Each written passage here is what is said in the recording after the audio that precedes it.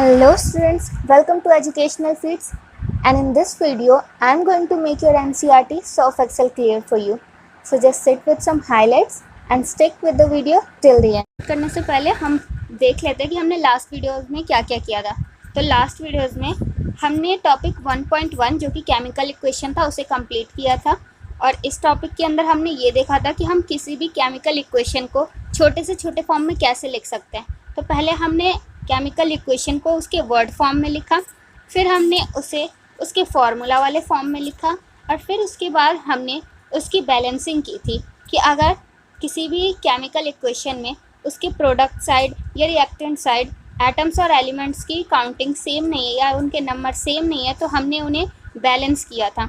और बैलेंस हमने इसलिए किया था, उसका रीज़न ये था क्योंकि कन्वर्जेशन ऑफ मास के अकॉर्डिंग किसी भी केमिकल रिएक्शन में ना ही किसी भी नए प्रोडक्ट का निर्माण हो सकता है, ना ही वो टूट सकता है। मतलब कोई भी नई चीज़ अचानक से बन नहीं सकती किसी भी केमिकल इक्वेशन में, या फिर उसमें भी पूरी तरीके से ख़त्म नहीं हो सकती।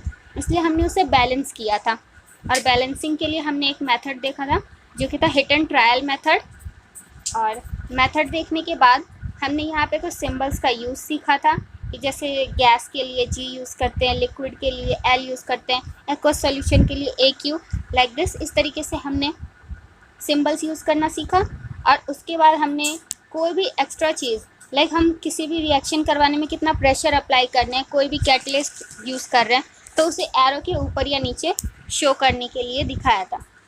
तो अब हमारा अगला टॉपिक है 1.2 types of chemical reaction. Types of chemical reactions. अब हम केमिकल रिएक्शंस के टाइप देखेंगे कि कितने तरीके के केमिकल रिएक्शन हो सकती हैं या कितने तरीके की होती हैं। We have learnt in class 9 that during a chemical reaction, atom of an element do not change into those of other element, nor do atoms disappear from the mixture or appear from elsewhere. हमने class 9th में ये पढ़ लिया है कि chemical reaction में कोई भी एटम अपने आप को चेंज नहीं होता किसी दूसरे एलिमेंट में। अगर हम किसी भी रिएक्शन करवाने के लिए सपोज कर उसमें चीनी डाल रहे हैं तो वो रिएक्शन करते करते वो चीनी नमक नहीं बन जाएगी, वो चीनी की चीनी रहेगी। ऐसे कोई चेंज नहीं होता किसी भी एलिमेंट के अंदर। Not do atom disappear from the mixture, ना ही कोई भी उस मिक्सचर से अचानक से गायब हो जाएगा। अगर हम किसी भी रिएक्शन कराने में उसमें कुछ डाल रहे हैं तो वो गायब भी नहीं होगा, या फिर अगर जो उसमें नहीं डला हुआ है वो अचानक से उसके अंदर नहीं आ सकते। ऐसी चीज़ें नहीं होती। एक्चुअली में क्या होता है, a chemical reaction involve the breaking and making of bond between atoms to produce new substance. Actually में क्या होता है, जो केमिकल रिएक्शन होती है वो ब्रेकिंग या मेकिंग होती है। मतलब कि अगर कोई बॉन्ड किसी भी एलिमेंट के बीच में, सपोज ये एक बॉन्ड है, वो अगर टूटता है या फिर किसी भी दो एलिमेंट्स के बीच में कोई एक बॉन्ड बनता है, तब जाके हम कहते हैं कि हाँ कोई केमिकल रिएक्शन हो रही है। You will study about types of bond form between atoms in chapter 3 और 4। अब हम ये बॉन्ड्स की जो फॉर्मेशन है, जो अभी मैंने बताया कि किसी भी एलिमेंट्स के अंदर कैसे बॉन्ड होते हैं, ये हम चैप्टर 3 और 4 में पढ़ेंगे, जो कि इस क्लास 10th का ही चैप्टर है। तो हमारी पहली रिएक्शन है combination reaction. Calcium oxide react vigorous with water to produce slaked lime calcium hydroxide, releasing a large amount of heat. In this reaction, calcium oxide and water combine to form a single product, calcium hydroxide. Such a reaction in which a single product is formed, two or more reactants is known as the combination reaction. अब हम इसे side में देख लेते हैं। जैसे कि यहाँ पे एक क्विक लाइम है, यानी कि कैल्शियम ऑक्साइड, हमने जब उसे वाटर के साथ रिएक्ट करवाया तो यहाँ पे हमें एक प्रोडक्ट मिला जो कि था स्लेट लाइम, यानी कि कैल्शियम हाइड्रोक्साइड कहते हैं, और उसके साथ एक बहुत ही लार्ज अमाउंट में हीट प्रोड्यूस हुई है। तो हीट तो ये बाय प्रोडक्ट है, तो हम इसे काउंट नहीं करते, क्योंकि हमने ये पहले देख लिया था कि हम सिर्फ इसे एक इंडिकेटर की तरह मानते हैं कि कोई केमिकल रिएक्शन हुई है तो उसमें हीट निकलती है, इसलिए हम हीट को एक प्रोडक्ट नहीं लेते हैं।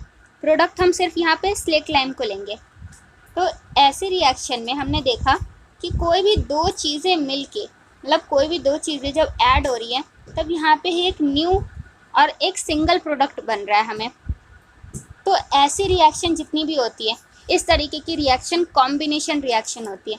जैसा कि नाम से भी पता चल रहा है, कॉम्बिनेशन मतलब कंबाइन होना। तो यहाँ पे दो या दो से ज़्यादा भी चीज़ें होती तो तो अगर कंबाइन होके सिर्फ एक ही तो जब दो प्रोडक्ट मिल के जब कोई एक तीसरा प्रोडक्ट बनाता है तब वो कॉम्बिनेशन रिएक्शन में काउंट होती है।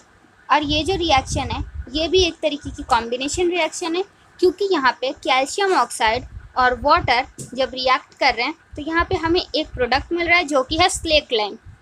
तो इसलिए ये एक कॉम्बिनेशन रिएक्शन का एक एग्जांपल है और यहाँ पे कॉम्बिनेशन रिएक्शन की पूरी डेफिनेशन दी गई है, तो इसे आप अपनी एनसीईआरटी में मार्क कर लीजिए।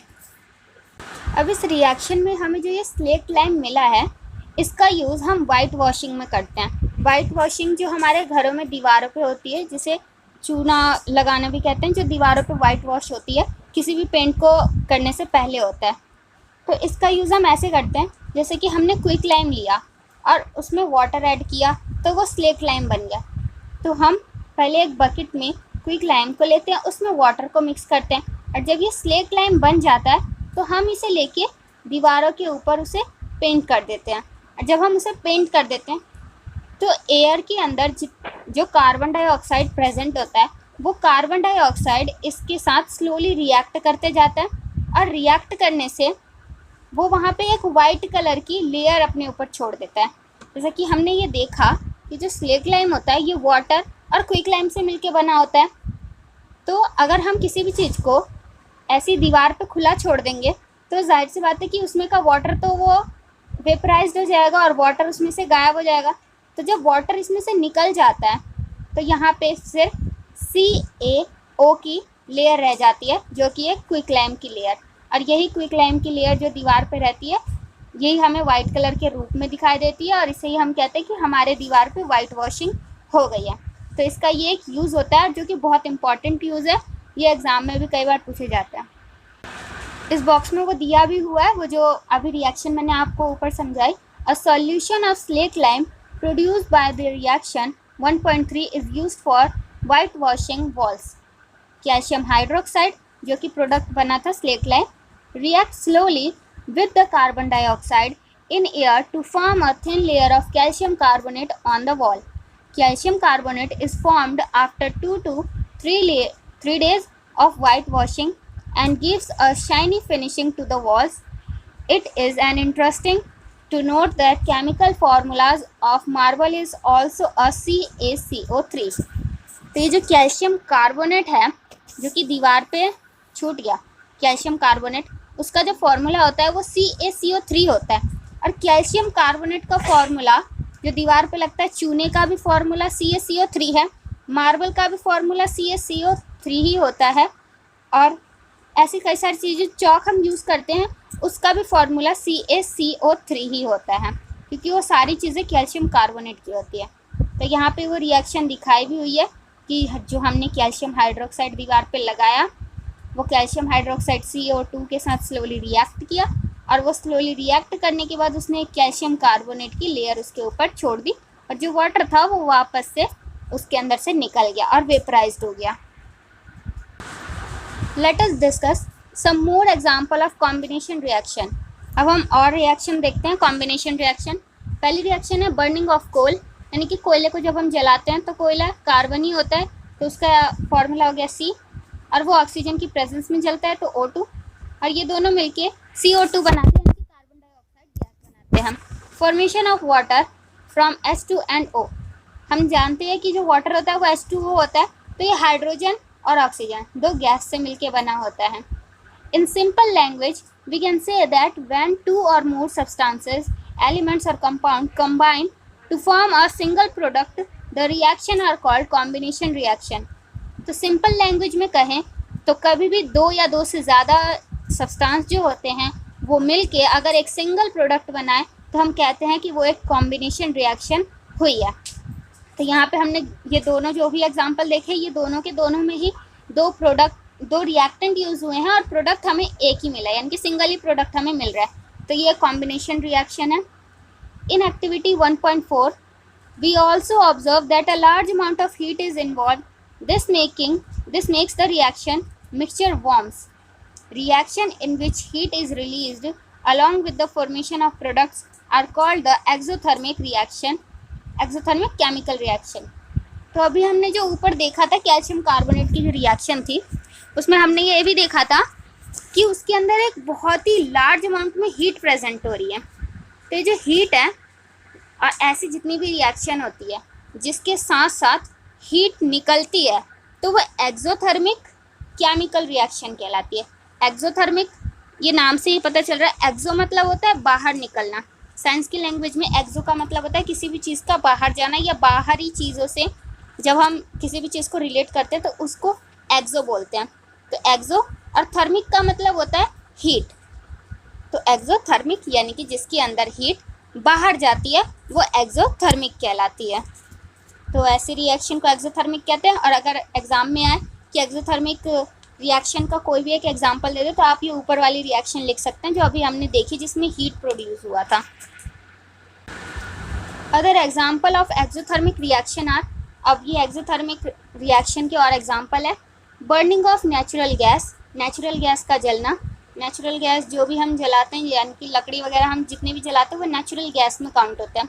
तो मीथेन यानी कि CH4 + O2, CO2 and H2O एक गैस ये निकली है। ये एक्सोथर्मिक रिएक्शन का एग्जांपल है क्योंकि जब भी हम कोई गैस जलाते हैं लाइक अगर हमने लकड़ी वगैरह जलाई तो उसमें हीट तो निकलती है तो एक्सोथर्मिक रिएक्शन हो गई।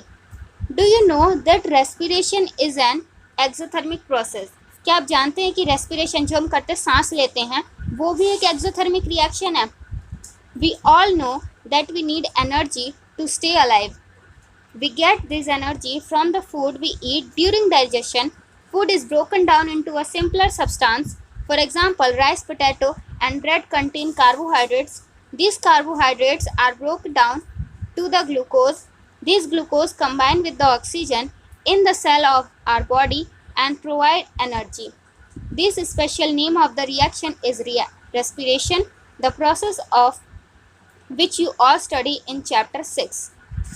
तो हम ये जानते हैं कि हम खाना खाते हैं क्यों, ज़िंदा रहने के लिए और उनसे एनर्जी लेने के लिए। तो हमें फूड से एनर्जी मिलता है। तो डाइजेशन के टाइम पे जितनी भी सब्सटेंस होती हैं ये सिंपलर सब्सटेंस में टूट जाती है। ये हम क्लास 6-7 से पढ़ते आ रहे हैं कि फूड जब हम डाइजेशन करते हैं और फूड जब हमारी बॉडी के अंदर जाता है तो छोटे छोटे टुकड़ों में बढ़ता है। तो राइस, पोटैटो और ये जितनी भी चीज़ें होती है कार्बोहाइड्रेट्स वाली, ये छोटे छोटे फॉर्म में जब टूटती है तो ये ग्लूकोज बनाती है और ये ग्लूकोज फिर हमारे सेल्स के अंदर जाता है और सेल्स के अंदर जाके जो सेल्स के अंदर पहले से ही O2 प्रेजेंट होता है यानी कि ऑक्सीजन प्रेजेंट होता है उनके साथ ये रिएक्शन करती है और फिर हमें एक एनर्जी देती है। तो रिएक्शन के टाइम पे बहुत सारी हीट प्रोड्यूस होती है। इसलिए ये जो प्रोसेस है रेस्पिरेशन का प्रोसेस ये भी एक एक्सोथर्मिक रिएक्शन ही है और एक्सोथर्मिक प्रोसेस है। यहाँ पे रेस्पिरेशन की रिएक्शन भी दी हुई है और डाइजेशन के टाइम की कि जब हमने ग्लूकोज इनटेक किया तो ये ग्लूकोज ऑक्सीजन के साथ रिएक्शन इसने की जो कि हमारे सेल में प्रेजेंट थी ऑक्सीजन, और उनके साथ रिएक्शन करके इसने कार्बन डाइऑक्साइड बनाई और वाटर बनाया और एक लार्ज अमाउंट में एनर्जी या फिर हीट, जो भी एनर्जी और हीट दोनों वैसे सेम ही होते हैं तो दोनों इन्होंने फॉर्म की। तो ये भी एक एक्सोथर्मिक रिएक्शन है। The decomposition of vegetables matter into a compost is also an example of an exothermic reaction. Identify the type of the reaction taking place in activity 1.1 where heat is given out along with the formation of simple product. और ये जो decomposition of vegetables है यानी कि vegetable जब सड़ गल जाती है तो वो उनके सड़ते टाइम की जो होती है यानी कि उनके डिकम्पोजिशन के टाइम का जो टाइम होता है वो एक केमिकल रिएक्शन हो रही होती है और वो एक्सोथर्मिक केमिकल रिएक्शन होती है क्योंकि उस टाइम पे भी बहुत सारी हीट प्रोड्यूस होती है। तो हमारा अगला रिएक्शन है यहाँ पे डिकम्पोजिशन रिएक्शन। तो पहले इस एक्टिविटी को पढ़ते हैं। Take about 2 gram ferrous sulphate crystal in a dry boiling tube. Note the colour of the ferrous sulphate crystal. Heat the boiling tube over the flame of a burner or a spirit lamp as shown in figure. Observe the color of the crystal after heating.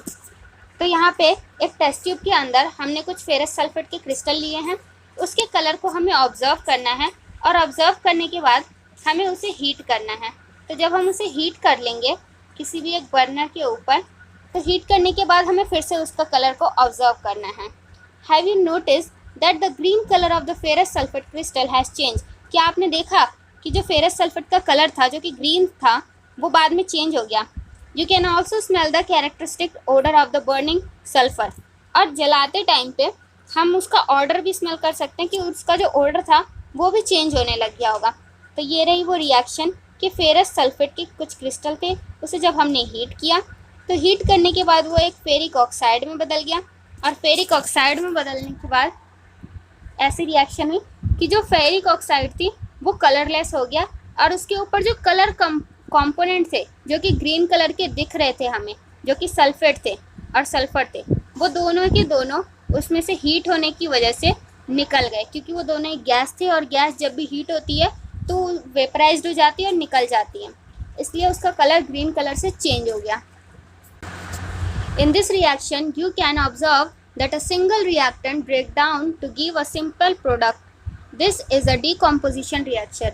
अब इस reaction में हम देख सकते हैं कि सिर्फ एक ही यहाँ पे रिएक्टेंट था, और इसे जब हमने हीट किया तो इसने कितने सारे हमें प्रोडक्ट दे दिए। तो ऐसी रिएक्शन को हम डिकम्पोजिशन रिएक्शन कहते हैं। Ferrous sulphate crystal loose water when heated and the colour of the crystal changes. तो जब भी हमने फेरस सल्फेट के जो क्रिस्टल लिए वो उसे जब हमने हीट किया तो हीट करने के बाद उसने वाटर को लूज़ किया, इसलिए उसका कलर चेंज हो गया। It then decomposes to ferric oxide, sulphur dioxide and sulphur trioxide. उसके बाद इसमें से फेरिक ऑक्साइड निकला, सल्फर डाइऑक्साइड निकला और सल्फर ट्राइऑक्साइड निकला। Ferric oxide is a solid while SO2 and SO3 are gases. तो इस टाइम पे जो फेरिक ऑक्साइड था वो एक सॉलिड बन के निकला, लेकिन बाकी के जो फेरस सल्फर डाइऑक्साइड थे और सल्फर ट्राइऑक्साइड थे, ये दोनों के दोनों गैसेस थे। Decomposition of calcium carbonate to calcium oxide and carbon dioxide on heating is an important decomposition reaction used in the various industries. तो जो डिकम्पोजिशन रिएक्शन होती है कैल्शियम कार्बोनेट की to calcium oxide, calcium carbonate की calcium oxide में बदलने की जो रिएक्शन होती है, ये बहुत ही ज़्यादा इम्पॉर्टेंट डिकम्पोजिशन रिएक्शन है, और ये बहुत ही सारे इंडस्ट्रीज़ में भी यूज़ होती है। Calcium dioxide is called the lime और क्विक लाइम। ये एक इम्पॉर्टेंट टर्म है कि कैल्शियम ऑक्साइड को लाइम और क्विक लाइम कहते हैं। It has many usage. One is in the manufacture of cement. तो पहला इसका यूज़ होता है सीमेंट मैन्युफैक्चर करने में। When a decomposition reaction is carried out by heating it is called the thermal decomposition reaction. तो ऐसी तरीके की जितनी भी रिएक्शन होती है डिकम्पोजिशन रिएक्शन, वो बहुत इंपॉर्टेंट होती है, इंडस्ट्रियल लेवल पे यूज़ होती है। और ये जो कैल्शियम ऑक्साइड की रिएक्शन है, जिसे हम लाइम या क्विक लाइम भी कहते हैं, ये और भी ज़्यादा इम्पॉर्टेंट है, और ये मैन्युफैक्चरिंग ऑफ सीमेंट में यूज़ होती है। और यहाँ पे हम ये देख रहे हैं कि इस रिएक्शन में हमने हीट को लिया है, क्योंकि हीट लेने से ही ये रिएक्शन हुई है। तो यहाँ पे ये इस तरीके की रिएक्शन होती है जिसमें हीट को लेके, यानी कि हीट से ही कोई भी रिएक्शन को कंडक्ट करवाया जाए, तो इस तरीके की रिएक्शन को हम थर्मल डिकम्पोजिशन रिएक्शन कहते हैं। थर्मल मतलब हीट, यहाँ पे हीट का यूज़ है वो थर्मल ही कहलाता है, और डिकम्पोजिशन यानी कि थर्मल यानी कि हीट के थ्रू जो डिकम्पोजिशन हुआ है वो थर्मल डिकम्पोजिशन कहलाता है। Another example of thermal decomposition reaction is given in activity 1.6, और एग्जाम्पल इसके नीचे दिए हुए हैं। तो ये जो हमारी 1.6 की जो एक्टिविटी है, इसमें हमने एक टेस्ट ट्यूब लिया। टेस्ट ट्यूब के अंदर हमने लेड नाइट्रेट को डाला है और उसे हमने फिर हीट किया एक बर्नर के ऊपर। तो जब हम हीट करते हैं तो उसमें से नाइट्रोजन डाइऑक्साइड गैस जो होती है ब्राउन कलर की फ्यूम्स वाली, वो निकल जाती है और उसके अंदर सिर्फ क्रिस्टल रह जाते हैं जो कि कलरलेस रहते हैं। तो ऐसे रिएक्शन को भी थर्मल डिकम्पोजिशन कहते हैं, क्योंकि जब हमने लेड नाइट्रेट को लिया तो उसके बाद हमने जब हीट लगाई तभी जाके वो रिएक्शन कंडक्ट हुई। और ये रही उस रिएक्शन के बारे में उसका फॉर्मूला कि लेड नाइट्रेट को हमने लिया, उसमें जब हमने हीट लगाया तो वो लेड ऑक्साइड मिला हमें और नाइट्रोजन डाइऑक्साइड मिला और उसके बाद ऑक्सीजन मिला। तो एक ही चीज़ से यहाँ पे हमें तीन प्रोडक्ट्स मिल गए, यानी कि एक ही रिएक्टेंट था और 3 प्रोडक्ट थे। तो ये डिकम्पोजिशन रिएक्शन है, और डिकम्पोजिशन में भी ये यानी कि थर्मल डिकम्पोजिशन रिएक्शन है, क्योंकि इसमें हीट का यूज़ हुआ है। Let us perform some more decomposition reaction as given in the activity 1.7 and 1.8. तो यहाँ पे एक रिएक्शन हुई है। हमने एक चाइना डिश लिया है, उस चाइना डिश के अंदर हमने सिल्वर क्लोराइड लिया है, और ये जो सिल्वर क्लोराइड होता है ये सिल्वर कलर यानी कि शाइनी शाइनी सा कलर का एक कंपाउंड होता है, उसको हमने सनलाइट के प्रेजेंस में रख दिया। You will see that white silver chloride turns grey in sunlight. अब हम देखेंगे कि ये जो शाइनी कलर था और वाइट कलर था सिल्वर क्लोराइड का, ये जो इसे जब हमने सनलाइट के प्रेजेंस में रखा तो ये ग्रे कलर में चेंज हो जाता है। This is due to the decomposition of silver chloride into silver and chlorine by light. और ऐसा इसलिए हुआ कि जो सिल्वर क्लोराइड था जो सनलाइट के प्रेजेंस में रखा हुआ था, ये डिकम्पोजिशन इसका हो गया और सिल्वर अलग हो गया और क्लोरीन अलग हो गया, इसलिए इसका कलर हमें ग्रे ग्रे दिखने लग गया शाइनी कलर से। तो ऐसे रिएक्शन जिसमें सनलाइट का यूज़ हो वो सनलाइट वाली रिएक्शन होती है, और ये थर्मल डिकम्पोजिशन नहीं होती है, ये सनलाइट के थ्रू होती है। अब ये एक और दूसरी रिएक्शन है जो कि सिल्वर ब्रोमाइड की है। Silver bromide also behave in the same way. तो अभी जो हमने देखा वो सिल्वर क्लोराइड के बारे में था, और जो सिल्वर ब्रोमाइड होता है जो कि ब्राउन कलर का एक एलिमेंट, जो कि ब्राउन कलर का एक प्रोडक्ट होता है, वो भी इसी तरीके से बिहेव करता है। वो भी जब सनलाइट के प्रेजेंस में जब हम उसे रखते हैं तो वो उसमें से जो सिल्वर होता है वो अलग हो जाता है और ब्रोमाइड अलग हो जाता है। The above reaction are used in black and white photography. तो ब्लैक एंड वाइट फोटोग्राफी क्या होती है, ये हमें पता ही है कि जो फोटोग्राफी होती है जिसके अंदर ब्लैक एंड वाइट कलर का यूज़ होता है, इस तरह की फोटोग्राफी में हम सिल्वर ब्रोमाइड का यूज़ करते हैं। तो ये एक बहुत ही इम्पॉर्टेंट टर्म है जो कि एग्ज़ाम में कई बार आती है, तो इसे इम्पॉर्टेंट मार्क कर लीजिए। What form of energy is causing these decomposition reaction? अब decomposition reaction कैसी कैसी फॉर्म से होता है एनर्जी से? तो एनर्जी decomposition reaction में तीन तरीके से लगती है। एक थी हीट के फॉर्म में, जिसमें हीट जब लगती है तब जाके decomposition होता है, और दूसरी थी लाइट की फॉर्म में, जो कि हमने देखा कि लाइट जब लगा तब जाके decomposition reaction हुई, और तीसरी होती है कि जब हम किसी भी चीज़ में हम इलेक्ट्रिसिटी दें तब जाके वहाँ पे डिकम्पोजिशन रिएक्शन हो सकती है। ये बिल्कुल ऐसा है कि अगर हम किसी भी पत्थर को तोड़ रहे हैं तो चाहे हम उसे हथौड़े से तोड़ें या कोई और चीज़ एक दूसरा ही पत्थर ला के तोड़ दें या उस पत्थर को किसी दूसरी चीज़ के ऊपर डाल दें, मतलब उसे बस तोड़ने से मतलब है, और हम उसे किसी भी चीज़ से हिट करें वो फ़र्क नहीं पड़ता, वो बस एक अलग अलग फॉर्म हो गया उसे तोड़ने की। तो ये इसी तरीके के फॉर्म होते हैं डिकम्पोजिशन रिएक्शन के, कि हीट के थ्रू हो रहा है, एक लाइट के थ्रू हो रहा है, एक इलेक्ट्रिसिटी के थ्रू हो रहा है, ऐसे। We have seen that the decomposition reaction require energy इधर in the form of heat, light और electricity for breaking down the reactants. Reaction in which energy is observed are known as the endothermic reaction. तो इन सारी चीज़ों में हमने एक चीज़ एक कॉमन देखी कि डिकम्पोजिशन में हीट भी अंदर ही लग रहा है, लाइट भी अंदर ही लग रहा है, इलेक्ट्रिसिटी भी लग ही रही है अंदर से अंदर। तो इसमें जो जितनी भी एनर्जी के फॉर्म थे ये सारे के सारे उस रिएक्शन में अंदर चले जा रहे थे, और तब जाके कोई भी प्रोडक्ट हमें मिल रहा था, इसलिए ये एक एंडोथर्मिक रिएक्शन भी है। तो एंडोथर्मिक, एंडो का मतलब होता है अंदर, थर्मिक का मतलब होता है एनर्जी या हीट, ये सारे थर्मिक होती हैं। तो एंडोथर्मिक रिएक्शन के भी एग्जांपल यही सारे हो सकते हैं। अगर एग्ज़ाम में आए तो आप ये डिकम्पोजिशन रिएक्शन के भी एग्जांपल लिख सकते हैं एंडोथर्मिक रिएक्शन में, क्योंकि दोनों की दोनों जो होती हैं वो सेम होती हैं। So this is done for this video.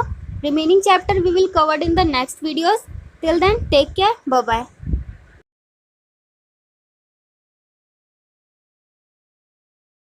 खत्म। Bye bye, tata, goodbye, गया।